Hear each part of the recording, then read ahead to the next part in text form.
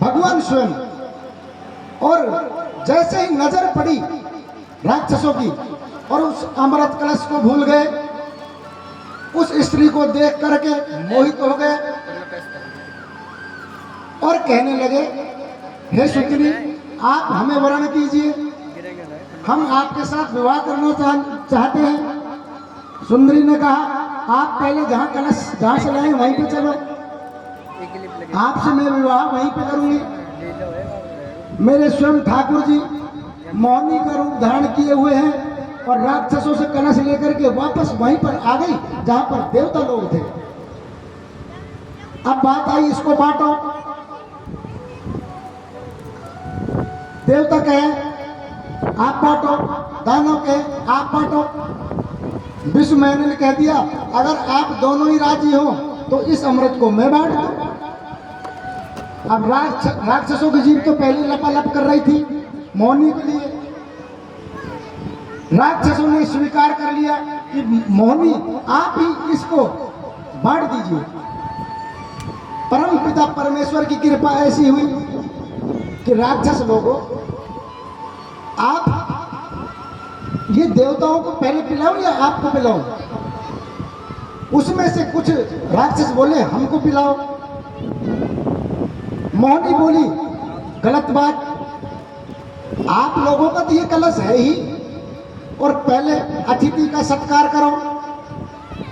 भाई ये तो घर की चीज है, आपकी अमृत आपसे लिया है मैंने, पहले इन देवताओं को पिलाने दो, क्योंकि ये आपके अतिथि है, चीज आपकी है, पहले इनका सत्कार कर दूं, उसके बाद बचा हुआ आपको सत्कार करूंगी।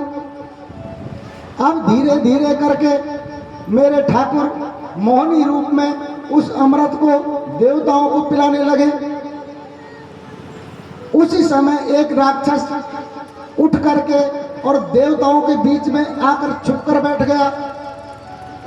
वह राक्षस और किसी के पास नहीं बैठा, सूर्य देव और चंद्रमा के बीच में बैठ गया।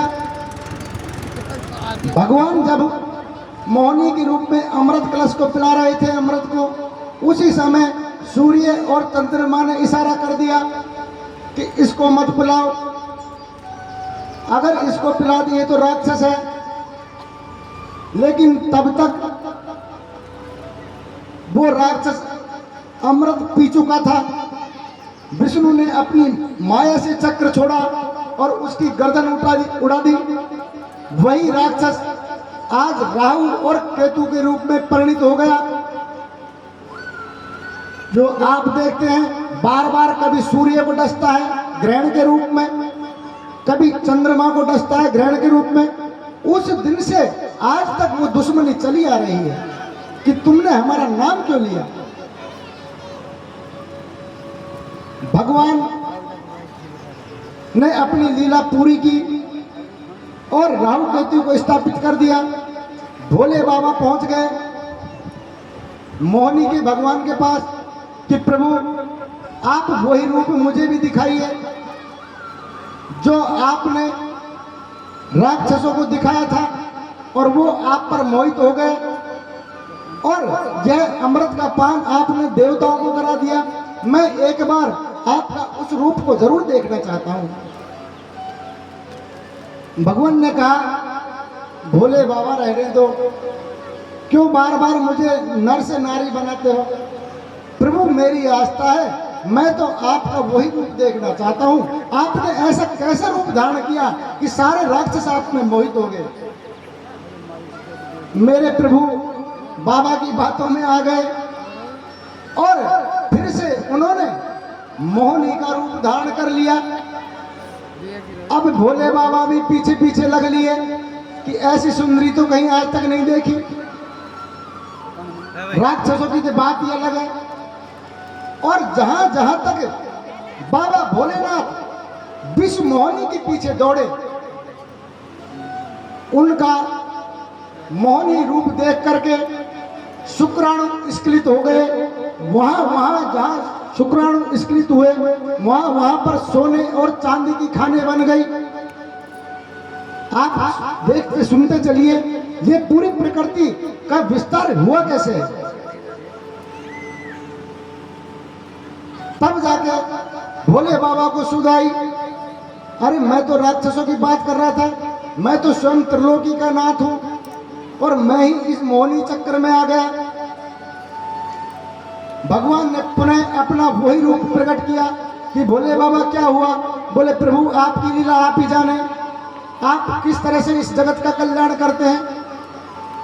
इस तरह से अमृत कलश में जो अमृत आया उसको देवताओं को पिला करके और फिर से इंद्र सिंहासन देवताओं को दिया गया। उस दिन से आज तक कभी भी असुरों ने देवताओं पर आक्रमण नहीं किया और ना ये मरते हैं ना ये जन्मते हैं, ये अजर अमर उसी टाइम से हुए हैं अमृत पी करके।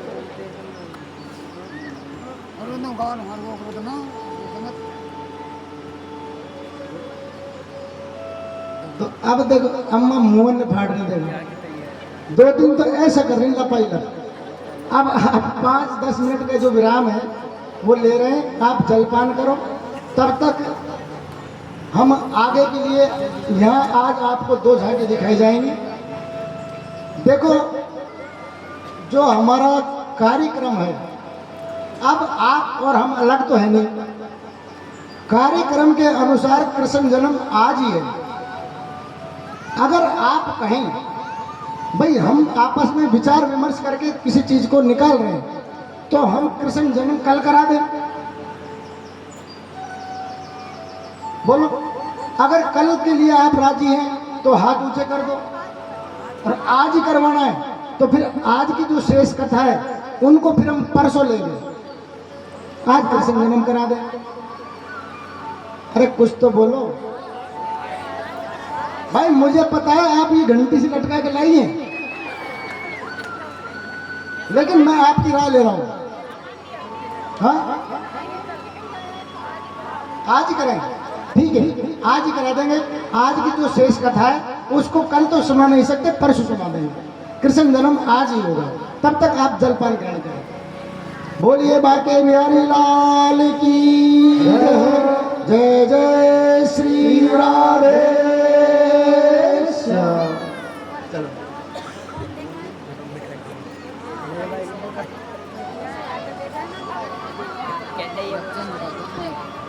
ठीक है, आज ही सुना कराएंगे। ये कहां से आई है? हमारे घर से। कब? ये तो अच्छा हुआ मेरे को अभी पता लगा, नहीं मेरे कथा नहीं हो पाती, ये आंखों को निकालती रहती है सामने बैठ कर।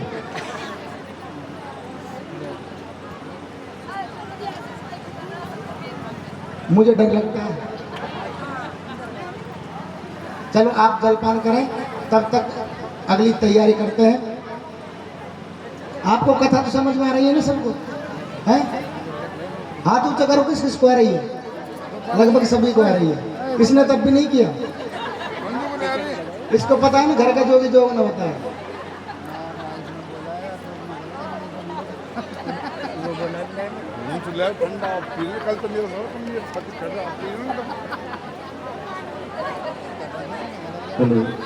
हाँ जी,